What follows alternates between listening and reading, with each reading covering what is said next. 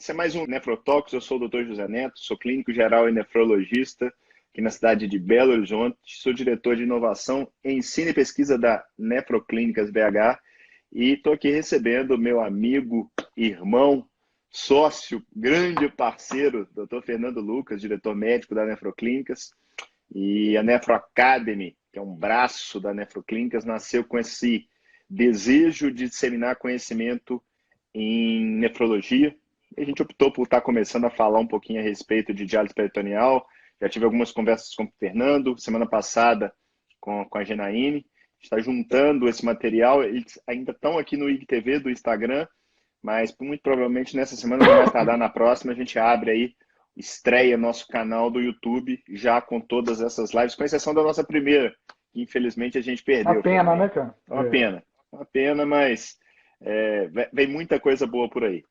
E hoje a gente resolveu conversar um pouquinho a respeito de um tema que é extremamente recorrente, palpitante dentro do tema de diálise peritoneal, que por vezes mistura um pouco de medo, receio. Algumas pessoas acabam, às vezes, colocando isso como uma grande barreira para ou indicar ou mesmo o paciente entrar em diálise peritoneal, uma complicação relativamente comum. E antes de passar a bola aqui para o Fernando, eu queria falar um pouquinho, Fernando, a respeito de números. E as pessoas, quem já me conhece, sabe que eu gosto, inclusive tem um curso de saúde baseada em evidência, e quem me apresentou isso foi o Fernando. E eu estava passando o olho esses últimos dias aí para trás no tema e acabei caindo no último guideline do ISPD, e lá as recomendações, como em boa parte dos guidelines, é baseada no grade, né? E eu queria que você falasse um pouquinho antes para as pessoas dessa dicotomia que existe do faz ou não faz e que muitas das vezes uma recomendação que está ali, ela é muito mais um norte e que ali a experiência, o feeling, ele é sim muito importante. Isso é fazer ciência, isso é fazer ciência na prática para a gente começar nosso bate-papo a respeito das peritonites. Porra, aí você começou em alto nível, né, então? Na verdade, cara, a gente pode fazer uma digressão em relação à interpretação do grade, tomando o processo de tomada de decisão médica como um todo. Então, na verdade, quando o médico está diante de uma tomada de decisão, ele busca uma verdade, que não é uma verdade conhecida. Daí a importância de você recorrer à metodologia científica para apreender essa verdade. E com os resultados dessa busca científica, você pode estar próximo ou distante dessa verdade, que nunca é totalmente conhecida. Tendo esse conceito em mente, o grade, na verdade, ele faz uma dicotomia para você dividir o seu processo de tomada de decisão. Quando você está mais próximo da verdade, ele recomenda que você tome ou não tome uma dada decisão terapêutica. Quando o seu grau de certeza não é tão grande, quando você supõe que está mais longe dessa verdade, ele sugere que você tome ou não tome uma dada conduta terapêutica. Então, ele é muito mais uma ferramenta de ajuda cognitiva com um viés qualitativo, entende? Então, quanto mais próximo de uma verdade, mais forte é a recomendação.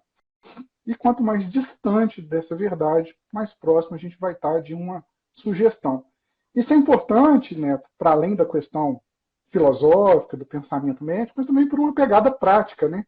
Porque aí você não tem aquela coisa engessada do faça ou não faça, né? Trabalhar com esse caminho cognitivo de sugestão ou recomendação, ele é mais palatável para nós, né? Ou pelo menos deveria ser, do que aquela coisa mais preto no branco, faça, não faça. Isso às vezes engessa muito a conduta médica. Eu acho que esse refinamento do grade, ele é muito interessante nesse aspecto. Né? E comecei justamente por isso, porque eu acho que a gente não está aqui para mais do mesmo, né? Virar jogral de guideline, jogral de livro ou de qualquer texto, né? É literalmente para discutir situações. Possivelmente o pessoal vai ver aqui em alguma situação, talvez eu não concordar com o Fernando. Isso aí não tem nada a ver de certo e errado, tem de percepção, tem de feeling. Em certos pacientes, às vezes você toma uma decisão e às vezes uma situação muito parecida em outro paciente, você inverte a sua tomada de decisão. E eu não sei se as pessoas sabem, mas habitualmente, isso não é um caso à parte da diálise peritoneal, menos de 10% habitualmente das recomendações são o grade mais robusto, vamos dizer assim, que é aquela recomendação forte, 1, baseado num grau de evidência mais alto, que seria o 1A. A enorme maioria das recomendações vão ter uma convicção menos robusta, principalmente no que tange à evidência, né? Vão ter muitas recomendações níveis C, níveis D, só que na frente do paciente a gente acaba tendo que decidir, né, Fernando? Não dá para ficar em cima do muro. Paralisado, né? Então, eu acho que você foi feliz em dizer que a ciência ela norteia, né? Mas ela realmente ela não pode te paralisar frente a uma tomada de decisão. E é Fernando, bom enfatizar, Milton, assim, rapidamente esse conceito, porque o grade ele traz esse ensinamento para nós, né? Então, seja para sugestão, seja para recomendação, a tomada de decisão pode ser por fazer ou não fazer algo. Isso é muito importante, porque toda vez que a gente pensa em tomada de decisão, o viés da mente ativa do médico, ela entra em cena. Isso pode ser muito prejudicial, porque às vezes o forte da recomendação é não fazer. Isso tem muito a ver com um movimento que você ajudou a capitanear aqui no Brasil, que é o Choose Wise, né? Isso é grade embasado, essa estratégia. Sem dúvida nenhuma. Porque muitas das coisas boas que a gente realiza em medicina tem mais a ver com não fazer do que fazer. Deixa o tempo agir, né? Deixa o tempo agir. Fernandão, quando você fala em peritonites, na verdade eu acho que sem números definitivamente a gente fica, é mais difícil trabalhar, você trabalha numa zona cinza e na verdade você tem várias formas de trabalhar os números em peritonite, seja peritonite mês, paciente mês por peritonite, paciente ano, por aí vai. Qual que você enxerga como sendo a melhor, ou se é que existe, talvez o termo não seja melhor, qual que você está mais habituado a trabalhar com ela e se você acha que talvez a gente precise parar de usar tantas formas de apresentar e todo mundo conversar a mesma língua para a gente poder comparar os dados entre os serviços? Na verdade, Neton, tem várias fórmulas para cálculo, né? Mas em última análise o conceito ele é o mesmo. Porque, na verdade, toda vez que você está diante de uma métrica para avaliar a infecção, o ideal é que você consiga ter uma percepção disso na linha do tempo. Então, o denominador da fórmula ela tem que ser o tempo. E o número ela tem que ser a taxa de evento. Se a fórmula obedecer a essa premissa, ela capta bem o que o médico precisa saber. Ou seja, quanto tempo um dado paciente meu ficará livre de peritonite na média, naquele serviço. É isso que a fórmula expressa. A maneira que eu mais gosto é de usar o tempo em paciente mês, embora o termo paciente mês ele confunda, ele está no denominador, mas ele quer dizer tempo. E o número de eventos é o nosso numerador. Tendo isso em mente, o cálculo é simples. E aí a métrica, assim, o alvo, né, é que você tem aí uma taxa de eventos abaixo aí de uma infecção, um evento por paciente a cada 33 meses. Eu acho que isso, para o médico, é uma mensagem muito, muito direta e muito fácil de perceber. Você pode também fazer o cálculo com a taxa bruta, mas ela, na minha opinião, ela não expressa esse conceito atuarial. Então, qualquer fórmula que expresse o conceito atuarial cumulativo ao longo do tempo, na minha opinião, ela é mais poderosa. E não é por acaso que a Sociedade Internacional de Diálise Peritoneal usa essa métrica, né? A principal delas. E hoje se trabalha mais ou menos aí com essa linha de corte. Então, aceita-se, né, ou pelo menos deveria se perseguir, uma taxa inferior a um episódio paciente a cada 33 meses. E aí eu acho que entra um assunto que a gente comentou em uma das últimas lives, que é o efeito centro. E eu sei que você tem uma experiência muito bacana com o crescimento de um serviço de diálise peritoneal e vendo a taxa de peritonites realmente despencar. E por que isso é importante, né, turma?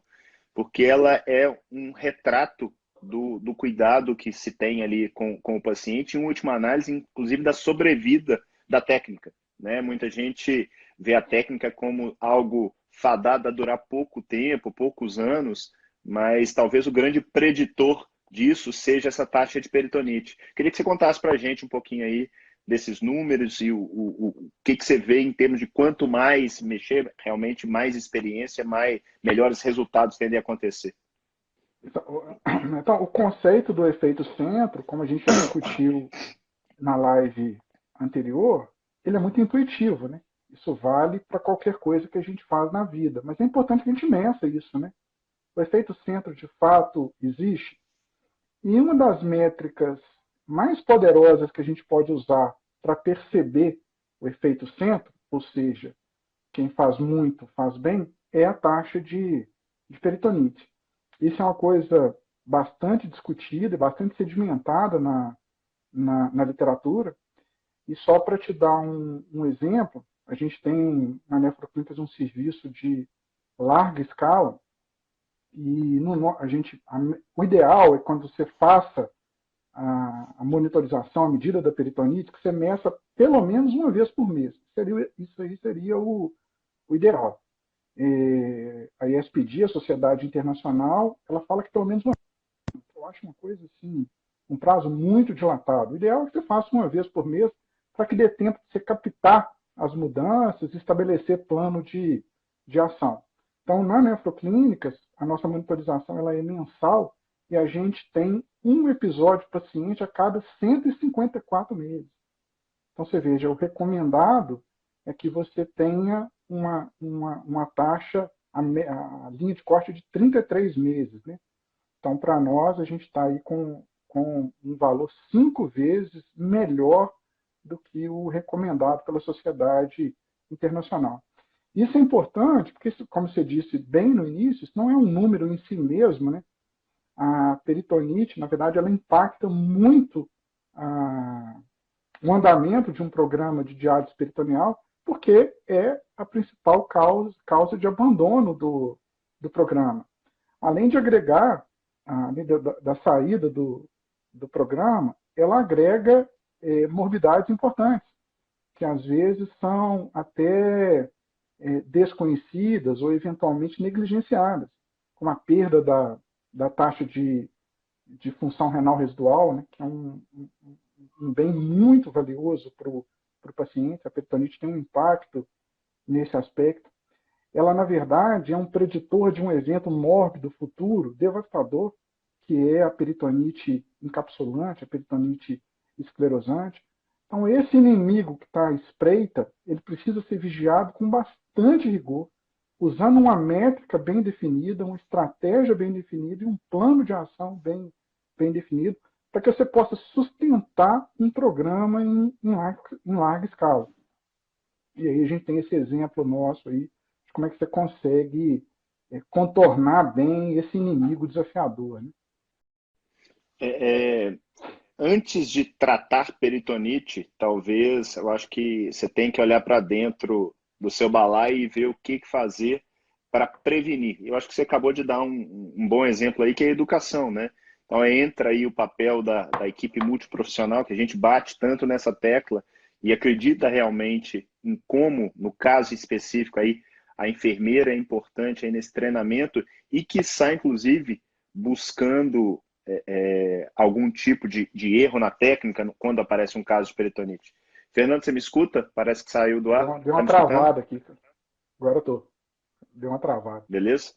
Eu estou contando aqui que essa educação ela é importante e a equipe multidisciplinar, principalmente na figura da enfermeira, ela, tanto no treinamento para impedir ou reduzir a possibilidade da peritonite, quanto para encontrar possíveis gaps aí em determinados pacientes ou mesmo em grupos de pacientes Isso é fundamental. Mas muito se discute aí, desde técnica de implante, e aí a gente falando do grade, é recomendado na hora do implante fazer o antibiótico profilático, tipos de catéter, há uma dúvida danada, mas aparentemente a evidência é muito fraca em favor ou contra determinado tipo de catéter. O sistema do flush before fill parece ser uma coisa importante, mas eu queria chegar na questão CAPD versus APD, que é uma coisa que intuitivamente muita gente acredita que o APD seja assim, não, muito menos trocas e tal, taxa de peritonites muito menor. Qual que é a sua experiência, tanto de mundo real, quanto o que você tem de background aí de literatura? Então, em relação aos pormenores, vamos dizer assim, de técnica de implante, de escolha do catéter, parece que isso realmente não faz muita diferença. O que faz diferença é fazer bem uma determinada técnica. Isso aí é o grande diferencial em última análise. Então, você domina aquela técnica, faça ela bem, que a chance de complicações ela reduz drasticamente. E tem muita discussão, né? De que lado que implanta, que tipo de cateter que você usa. Então, na prática, isso não é muito relevante, cara. A, a, o uso de o design de catéter durante muito tempo foi muito discutido, né? Eu já participei, por exemplo, de discussões acaloradas em congresso, o tipo de desenho de catéter que você usa.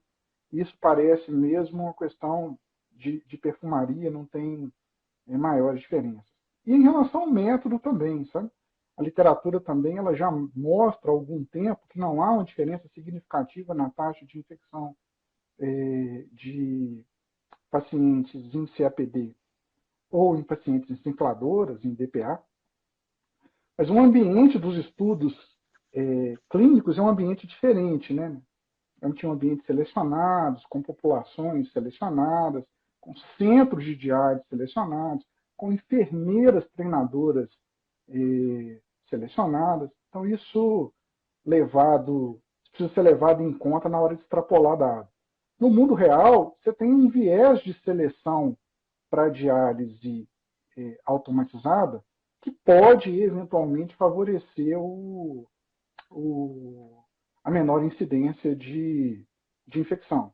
Então, talvez o grau de entendimento, de envolvimento dos pacientes, da família, o fator socioeconômico, isso pode ter, de fato, algum impacto em mundo real. Mas eu não te diria que isso é um fator decisivo para mudar radicalmente as taxas de infecção num dado serviço. Há serviços com casuísticas gigantescas de pacientes com técnicas manuais e incidências também muito baixas, quase que desprezíveis de peritonite. Eu concordo com você plenamente, eu acho que está muito relacionado a essa experiência. É engraçado que a história se repete, né? Quando você pega, por exemplo, a IRA, você vê centros fazendo SLED, centros fazendo contínua, e você não percebe a diferença. Nitidamente tem o dedo da pessoa ali, o quanto que ele tem de background em cima da técnica. Eu acho que é muito parecido, apesar de não ser muitas vezes intuitivo esse raciocínio. Pensando para fechar essa questão de prevenção, eu queria falar um pouquinho de prevenção antimicrobiana com uso tópico, né? A gente acho que te viu nascer esse uso tópico da mupirocina, principalmente como um grande antibiótico no tratamento tópico ali para prevenção de peritonites. Mas você tem pessoas aí usando genta, inclusive um primeiro trabalho surgiu sugerindo, inclusive, que a genta poderia ser tão boa quanto a mupirocina para gram positivo e com um espectro maior em gram negativo. Depois isso aparentemente deu uma diminuída. Gente usando cipro. O que você recomenda? Inclusive, outra discussão bastante acalorada na literatura. Usar como? Uma vez por dia, duas vezes por dia, de três, dia sim, dia não, tem um pouquinho de tudo. E eu vou deixar você falar, eu acho que a gente concorda em como usar isso aí, mas eu queria escutar que você passasse isso para o pessoal. Então, o histórico da profilaxia é um histórico interessante, porque ele subverte um pouco a lógica do menos é mais que a gente está acostumado, em regra, com profilaxia antimicrobiana. Geralmente, o que se tentou fazer em profilaxia em vários ramos aí da medicina não deu certo, né? E na diálise peritoneal, embora a qualidade dos estudos seja discutível, mas a tendência é que isso se sedimente, que fique mesmo incorporado aí à prática clínica na maioria dos centros. A mupirocina, existe uma experiência inglesa muito forte com o uso da mupirocina, lá que começaram esse uso mais substancial, e há bons trabalhos realizados naquele país. E do ponto de vista do racional, né, a gente entender o uso profilático, é preciso que você entenda qual que é a finalidade daquela estratégia, contra quais as bactérias que o agente profilático está brigando, e qual é o racional, qual é o manejo que você precisa implementar quando a coisa não tá dando certo. Então, depois a gente vai discutir isso com mais detalhes, mas uma das formas da bactéria entrar na cavidade peritoneal é a forma periluminal. Então, começa-se com infecção de ósseo de saída, geralmente é uma bactéria que está colonizando a epiderme, a pele, e essa bactéria ela faz um trajeto periluminal que eventualmente vai atingir a cavidade peritoneal. Essa infecção problemática eventualmente está relacionada com refratariedade ao tratamento da peritonite quando ela ocorre. Isso eventualmente leva até a retirada do catéter. Então, a via pericatéter é uma via temível. Daí a ideia de usar um agente profilático para bloquear o acesso dessa população bacteriana à cavidade peritoneal.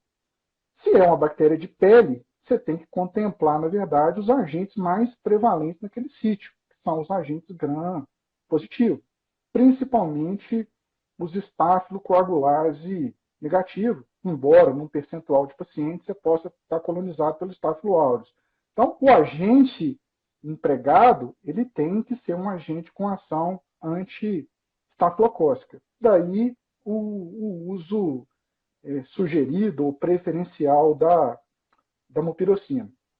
A mupirocina, a forma de usar, né, então, de todos os agentes profiláticos, você tem que obedecer à farmacologia do agente. Então, quando você usa a mupirocina, ela tem duas formas, esse é um outro adendo importante nessa explicação. Você tem a forma de creme e a forma de pomada. O uso preferencial é o creme, porque a pomada pode ressecar o catéter e provocar uma fissura, e isso pode provocar um outro tráfego da bactéria para o interior da cavidade peritoneal, que é a intraluminal. Então, pomada ela é pior. Qual que é o problema da mupirocina no nosso meio? A gente não acha mais a forma de creme. Basicamente, só se encontra hoje para comprar a pomada, e é o que a gente acaba usando. Para obedecer à farmacologia do agente, usa-se de 1 a 2 vezes ao dia, quando é a mupirocina. Uso ad eterno. Então, profilaxia universal o tempo inteiro. Se eventualmente o paciente desenvolve uma infecção usando mupirocina, você vai tratar aquela infecção, e ao término do tratamento você muda o agente profilático. Aí é muito simples. Se ele usava mupirocina, você migra no retorno para gentamicina, por exemplo. Como você bem disse, a gentamicina é um bom agente, ela tem uma ação pronunciada contra os gram-negativos, pseudomonas, inclusive. Ela tem uma ação farmacológica que é conhecida há muito tempo, que é uma ação muito interessante, que é o chamado efeito pós-droga, né? Claro que isso é conhecido para uso sistêmico, mas o efeito pós-droga ele é bem interessante, esse efeito residual que os agentes têm, independente da concentração local do fármaco.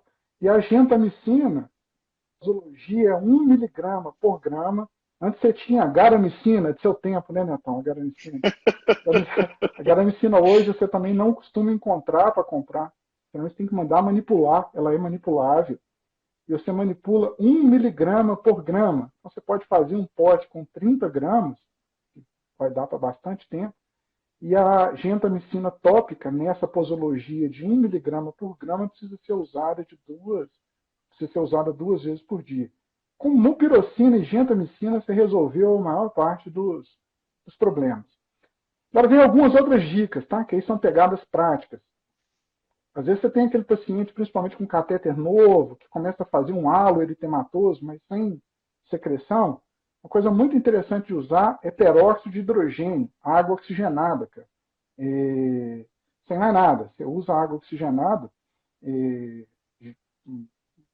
por 5, 7 dias, a melhora da flogose costuma ser muito pronunciada. Isso é uma coisa.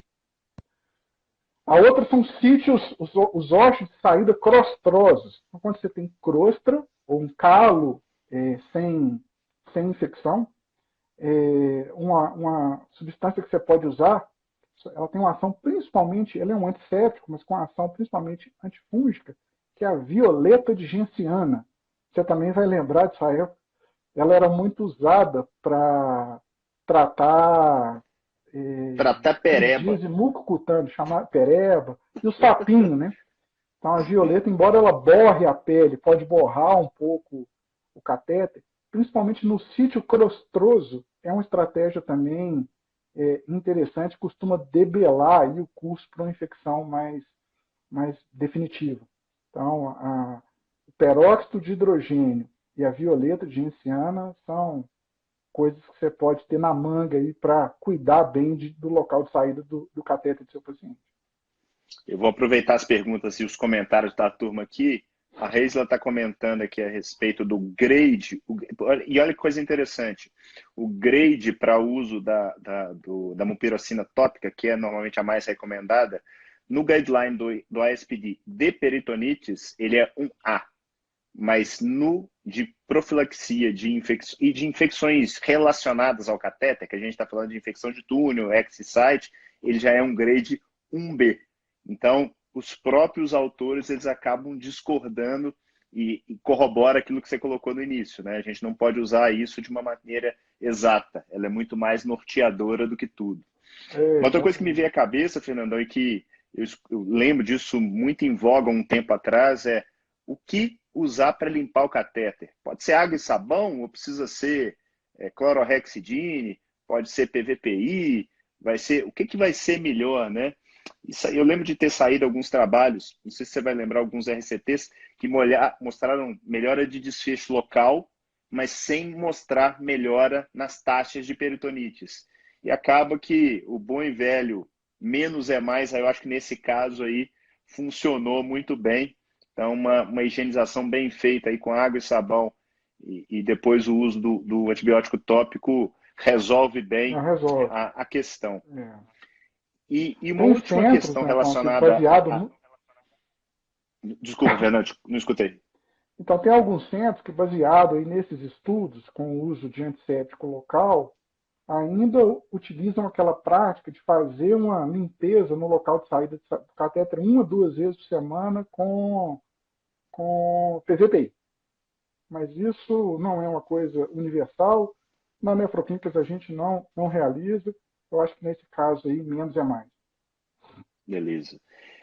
O Alexandre está perguntando aqui, o Alexandre que trabalha conosco, lá, nitrato de prata. Alguma coisa, Fernandão? Então, o nitrato, na verdade, é quando você tem uma formação granulomatosa no local de saída do catéter. Geralmente, granuloma piogênico. Qual que é a minha experiência com nitrato? Ela não é boa, né, por causa do... Primeiro que a recidiva é muito alta, você usa o nitrato de prata e o granuloma ele volta, e a gente já conhece isso aí de outros cenários também. E o nitrato lesa muito, muito a pele. Eu já vi abrasões cutâneas muito expressivas com o uso de nitrato de prata, eu tenho um pouco de medo de usar. Então, diante de uma estrutura granulomatosa no local de saída de catéter, é excisão cirúrgica, ou a eletrocoagulação cirúrgica, sabe? Nitrato eu não tenho usado mais, não. Beleza. Eu tenho a mesma opinião que eu usei uma vez para nunca mais. Tive a mesma impressão e como a evidência definitivamente não é das mais robustas, eu não quis insistir com aquilo. A Elaine Carvajal, parece ser uma enfermeira que mexe com nefro. A questão de pacientes com resistência bacteriana em pele. Poderíamos também enfatizar novas formas de higienização até o término do controle da infecção? E aí eu já emendo uma pergunta também, Fernandão.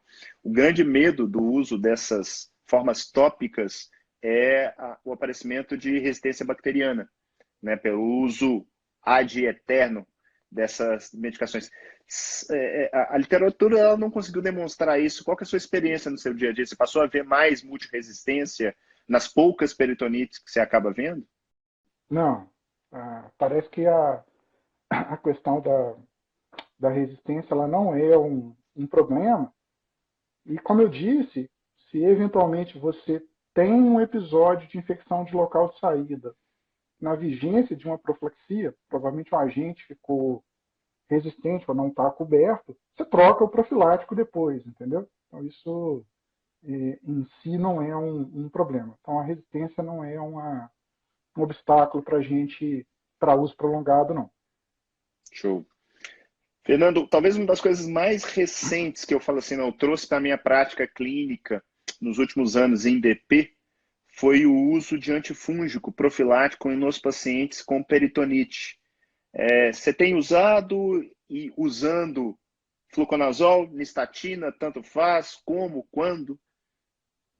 Então, né, profilaticamente eu tenho, todas as vezes que o paciente usa um antibiótico de amplo espectro, lembrando, esse é um importante, não só necessariamente relacionado ao tratamento da peritonite. Então, é aquele paciente que está em peritoneal e por algum motivo está usando a TB de amplo espectro. Em tese, por um desequilíbrio de microbiota, esse paciente pode se expor a uma maior incidência de infecção fúngica. Embora em termos absolutos isso de fato não seja muito expressivo, né, o fato é que a infecção fúngica é devastadora. Então, se em função de um desequilíbrio de microbiota esse paciente desenvolve uma peritonite fúngica na sequência, a morbidade ela é muito significativa. E a profilaxia, tendo isso em vista, você tem estratégias profiláticas de custo baixo, de fácil implementação, e que provavelmente são eficazes. Eu digo, provavelmente essa resposta ela não é definitiva, e eu tenho usado habitualmente a nistatina.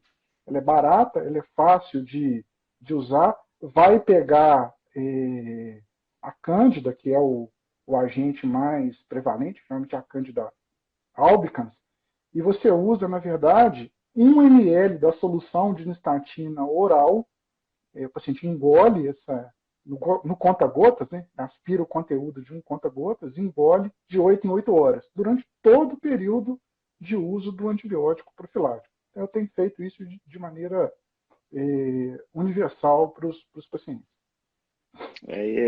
A outra opção que acaba podendo ser utilizada é o fluconazol, que tem uma comodidade posológica, você pode usar ou 200 miligramas dia sim, dia não, ou 100 miligramas diário, mas você, inclusive, você adiantou minha pergunta.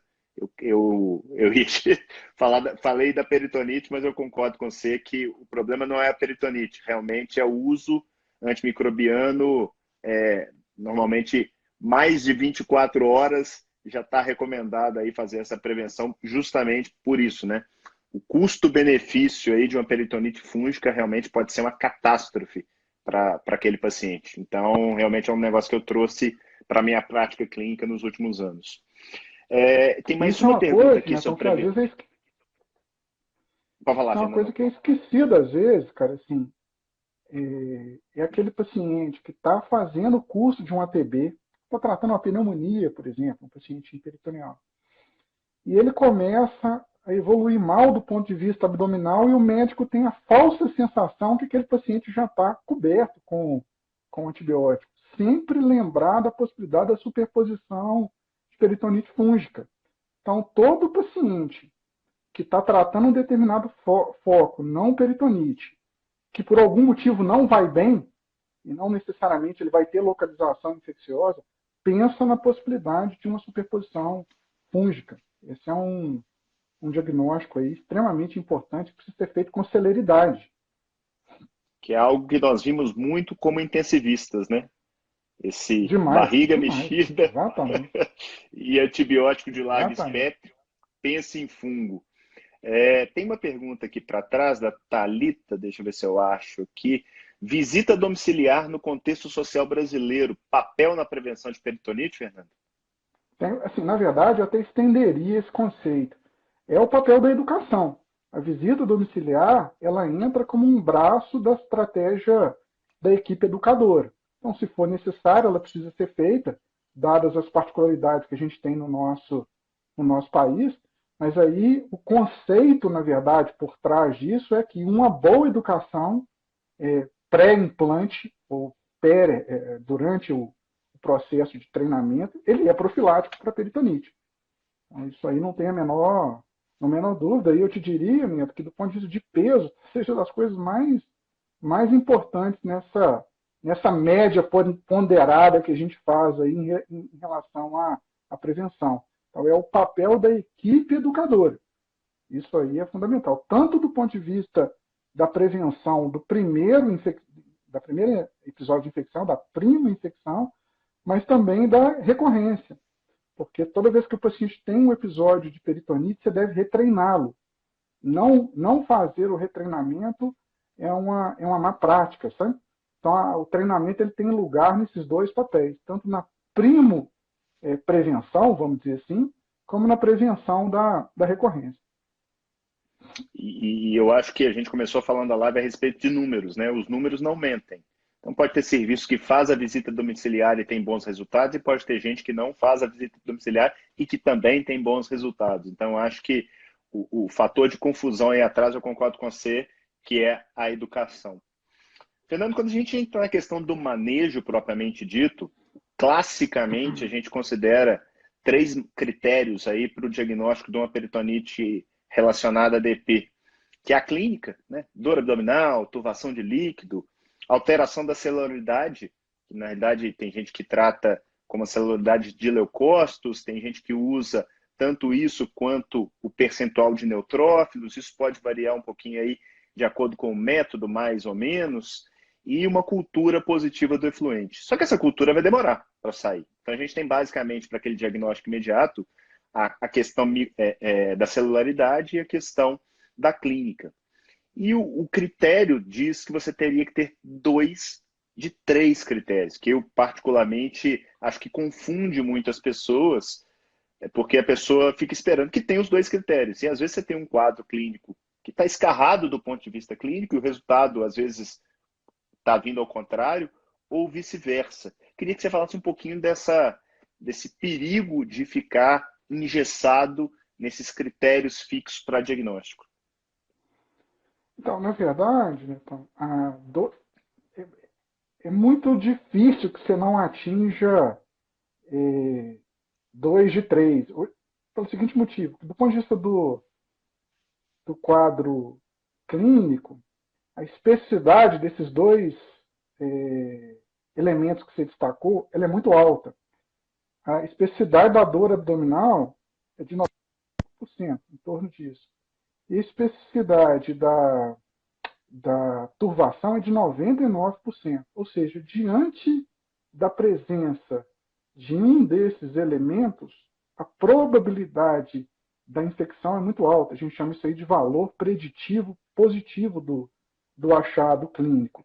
Então, quando você tem isso na julgada, é muito provável que você tenha uma celularidade já alterada. Entendeu?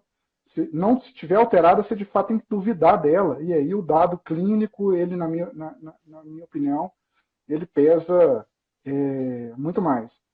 Então, levar em consideração a importância da especificidade desses sintomas clínicos. Por outro lado, os demais são muito pouco sensíveis. Então, aqueles achados clássicos de peritonite, você não vai encontrar habitualmente nesse paciente, você vai encontrar num percentual relativamente baixo.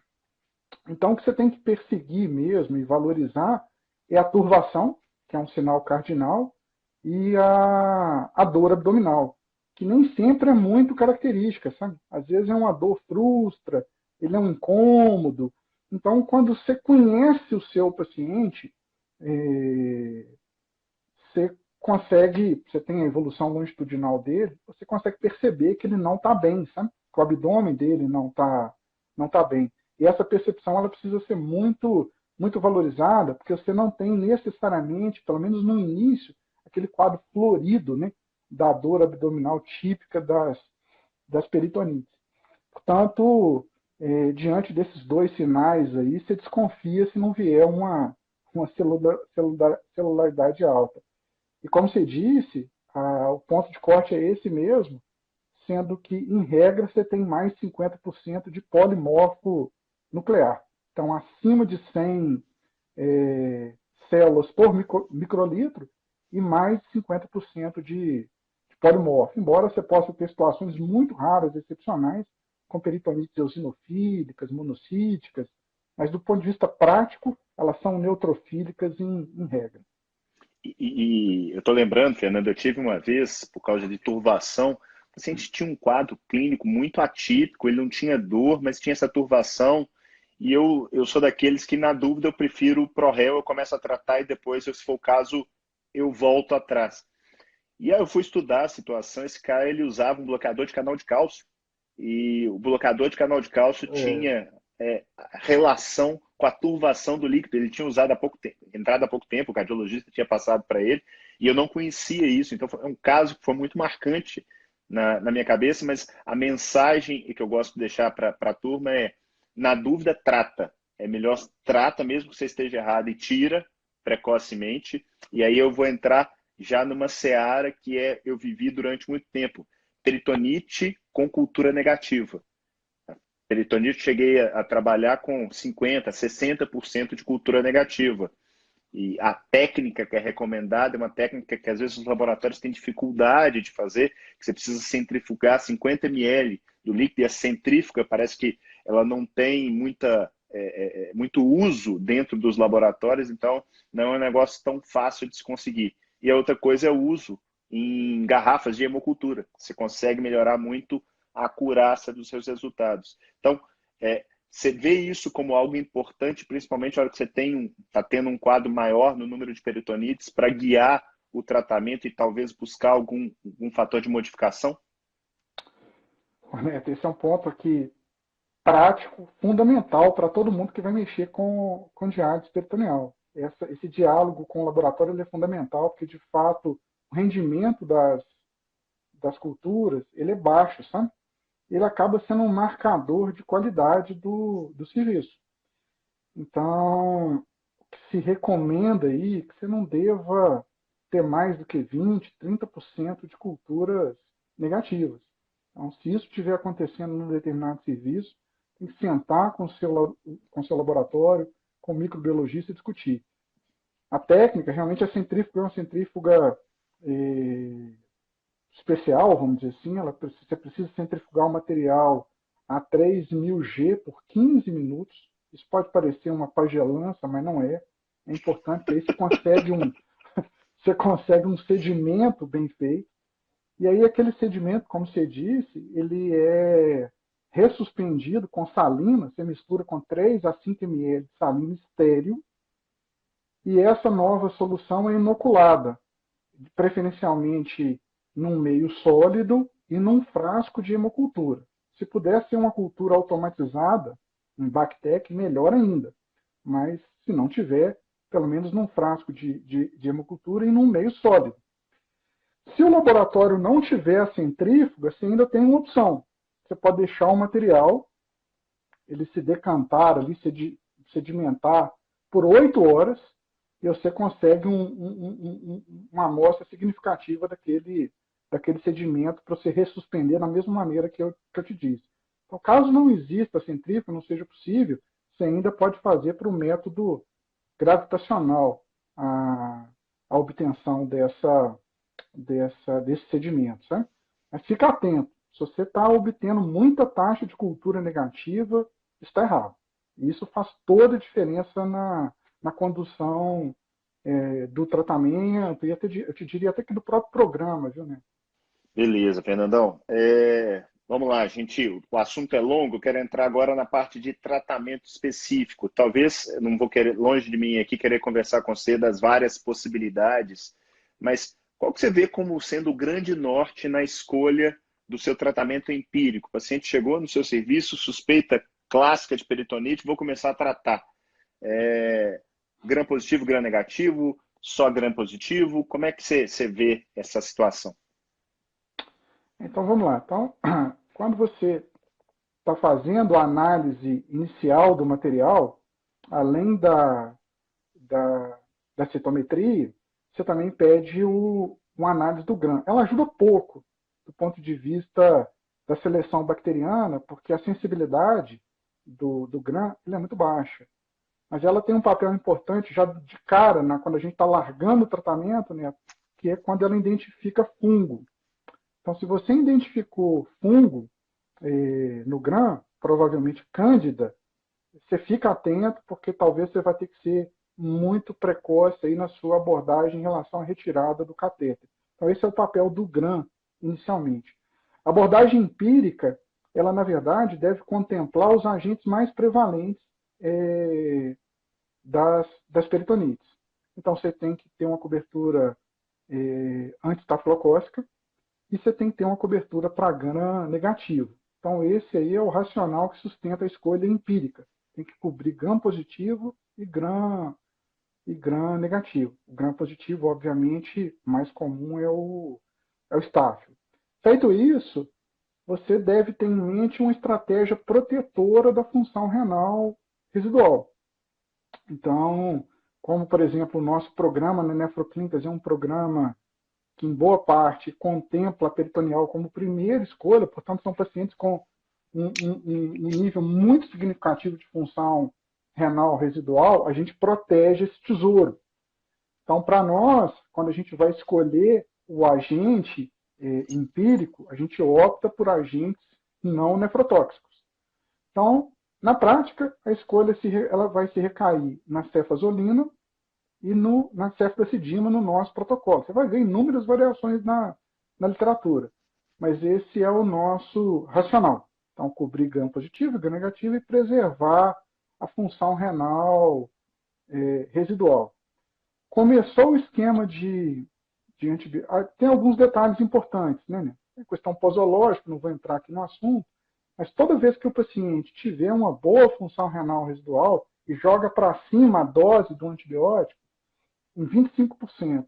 Essa é uma dica importante, porque para você ter um sucesso no tratamento da peritonite, você tem que escolher o antibiótico certo, na dose certa, pelo tempo certo. Se essa tríade não for obedecida, a taxa de insucesso aumenta muito. Portanto, você respeitar uma exigência farmacológica do agente em função da função renal residual, você precisa fazer esse ajuste para cima. Se você acertou, cara, rapidamente o paciente melhora, né? Então, 48, 72 horas, a melhora ela é inequívoca. Com 24 horas, ele já está muito, muito melhor. Isso é um indício que você está no caminho certo. Nesse meio tempo, a cultura está rolando. Geralmente, com 72 horas, 96 horas no máximo, os laboratórios já estão soltando para você o resultado da cultura. De maneira simplificada, se a cultura revelar um gram positivo, estafilococcus, mantém a cefazolina, suspende a cefazidina. Se a cultura revelar um gram negativo, não pseudomonas, em relação ao gram positivo, se for um estáfilo coagulase negativo, 14 dias. Se for um estáfilo áureos, 21 dias de tratamento. Se for áureos, principalmente, tiver infecção de sítio ou de túnel associado, pensa na retirada do precoce do catéter. Com isso, a gente matou os gram positivos. Em relação a gram negativo, se for um gram negativo não pseudomonas, em regra, 14 dias de tratamento. Se for um pseudomonas, você precisa estender mais, são 21 dias de tratamento. Fica atento com o local de saída com o túnel, porque se tiver acometimento, provavelmente você vai ter que tirar esse catéter. E que se recomenda que você, para a pseudomonas, você faça uma abordagem sinérgica. Então, a pseudomonas, ele é um agente que tem uma incidência de resistência antimicrobiana muito alta. Essa resistência ela é complexa, por isso que a pseudomonas é um grande desafio, inclusive dentro dos hospitais, um mecanismo de resistência bastante sofisticado.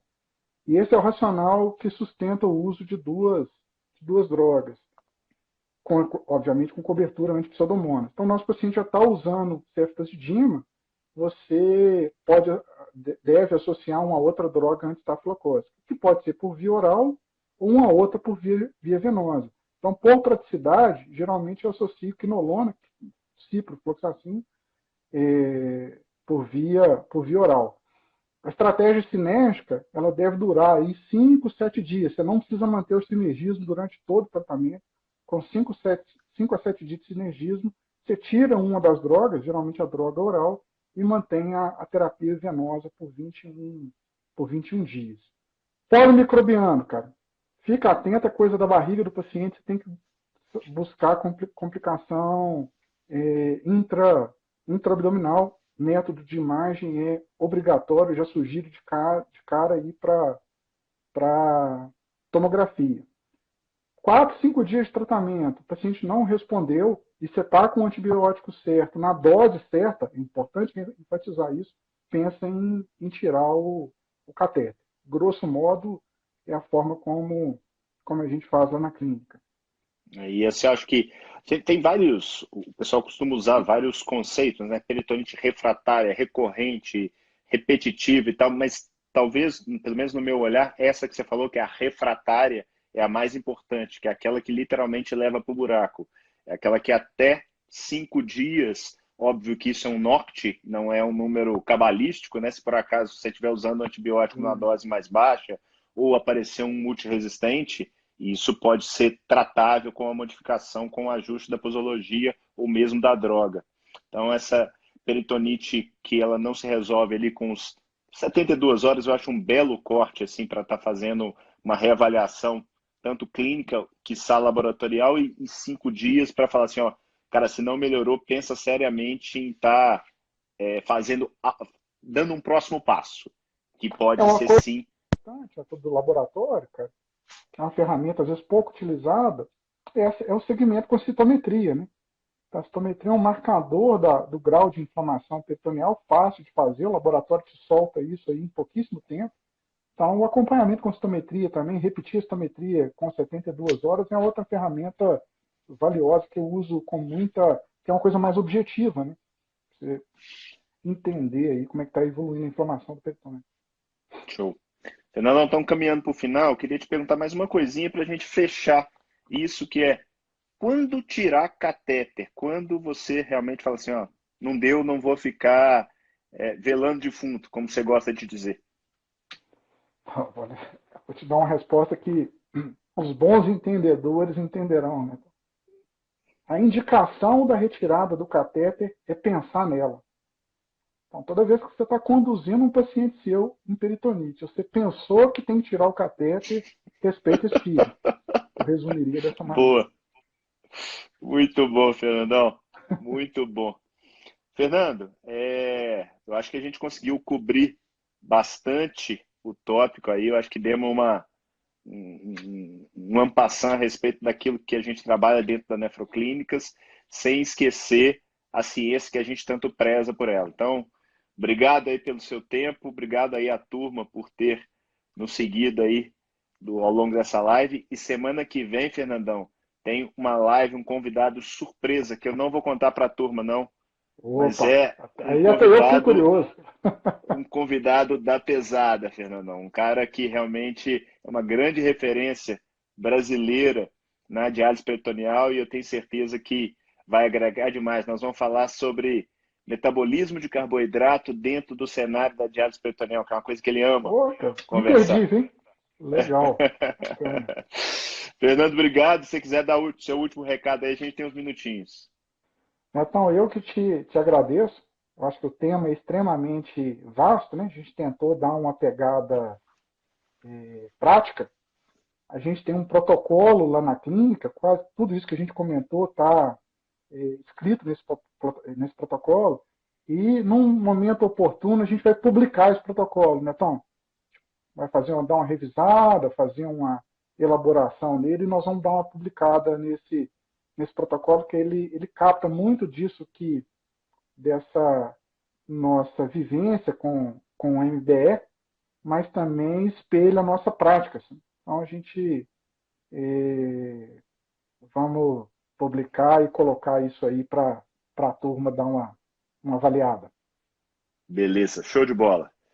Turma, grande abraço, até semana que vem. Valeu. Tiverem dúvidas, sugestões, coloca no post que a gente vai tentar responder, tá bom? Valeu, abraço. Beleza, então um abraço. Tchau, tchau.